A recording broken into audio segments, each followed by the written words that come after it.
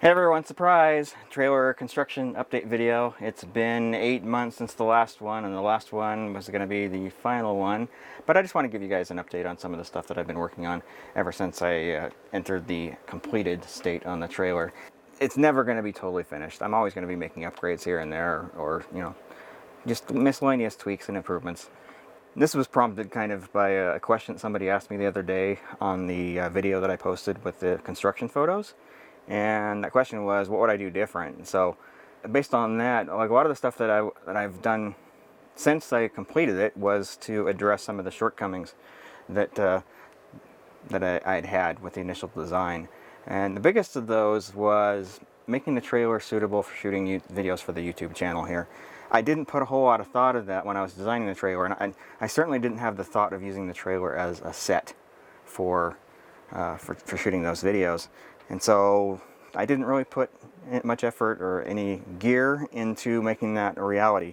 But since then, actually since completion of the trailer, where I've been focusing on that a little bit more.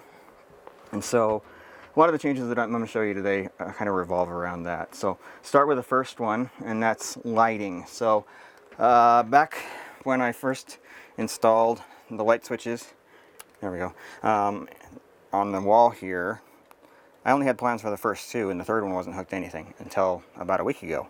And then about a week ago I decided, you know what, I do enough YouTube videos in here, I need bigger wires for the lights that I've installed, and so I repurposed, or actually give this switch a purpose here.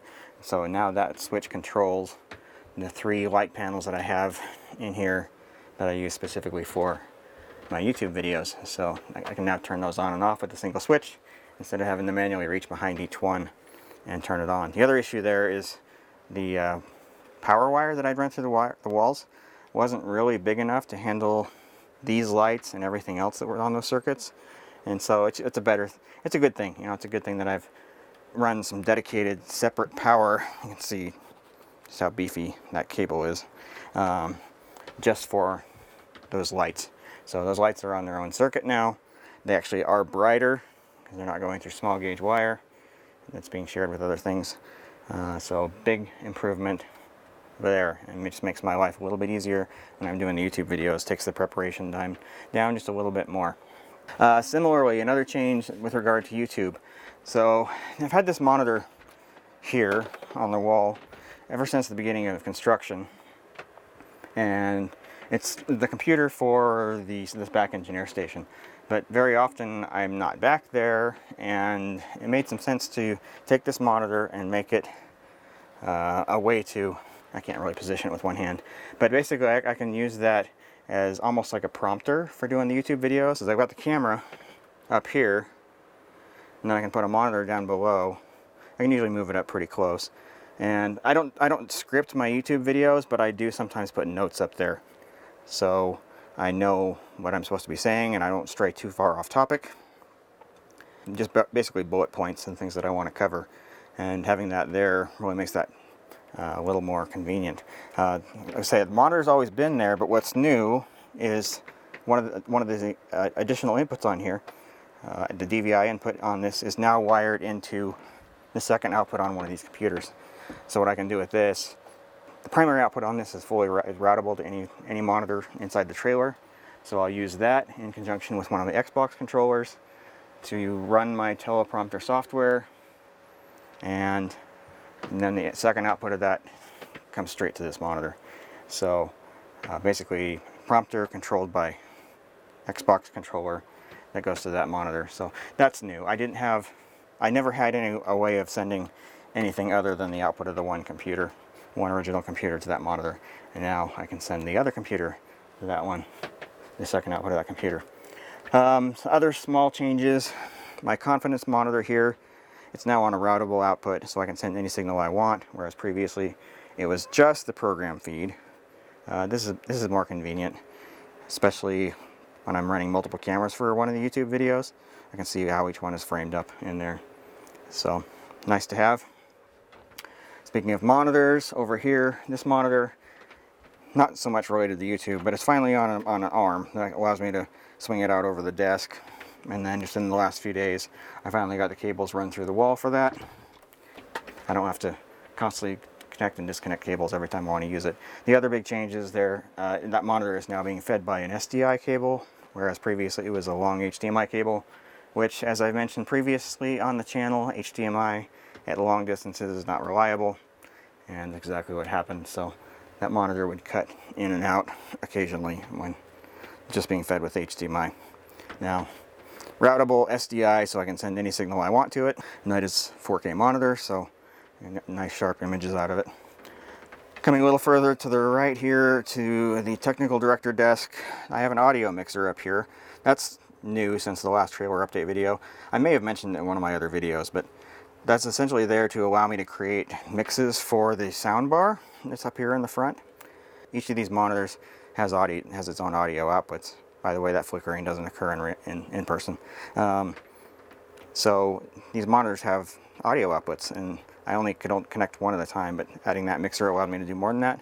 Additionally, there is a dedicated feed from the main audio mixer in the back of the trailer up there. So now I can not only have audio from the back, but it also can be in sync because it's not going through all sorts of other gear when it comes up to the front. So if I want to listen to music or watch a video and have the audio playing in both the audio booth and up here on the sound bar, I can.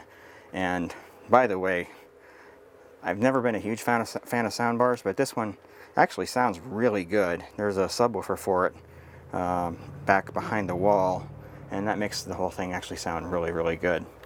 Okay, so let's see, moving on. Try to keep this relatively short. I showed you guys the phone before. I've added a second phone back here, and this one is tied into my intercom system. These do work, so call the phone on the front. See, and now the phone up front's ringing. So those are working phones. They do call the outside world, and they even work over the trailer's cellular connection. So even if the trailer's traveling down the road, the phones still work. Anybody who watches the channel knows I've had this Yamaha TF3 mixer for a while, since September, but my last trailer update video was in August, so I didn't have it then. So just a quick mention that the TF3 is in there. Since the last video I showed you guys, I added a dedicated iPad. So that iPad is meant to stay with the trailer, connected into the TF3. So I think I've also mentioned that I've added a second audio patch bay, and then there's a CD player. Not that I need to be playing CDs, but I had that laying around, and if the occasion ever comes up, it's there. It also has a USB slot, so I can play MP3 files off a USB stick as well. So those are the big ones. Oh, there's a soundbar over here. This one does truly sound awful. The only reason that's there is to provide audio for the computers that are here, so you can like preview videos or something like that. That was a bit of a problem, not having any sound from those computers, but have that now. Those are really the highlights of the most significant changes inside the trailer. Again, nothing huge, just little tiny stuff here and there. Just, make it a little bit better. Over time, just small improvements. No major plans for any major changes, but always doing little incremental upgrades wherever I possibly can. So just to make it a little bit better. So if you guys have any questions or comments about the trailer, I'm happy to answer the ones that I can. Again, these update videos aren't going to be happening too often because I'm not doing major construction, but I'll do little updates here and there periodically. So anyway, thanks for watching again, and if you haven't taken the time to go check out my Crew Access website, please do so. It could actually change the way your business is run. I want everybody to be able to benefit from it, so go check that out. There's a link down in the description down below to get a promotional discount. So anyway, thanks for watching, and have a fantastic day.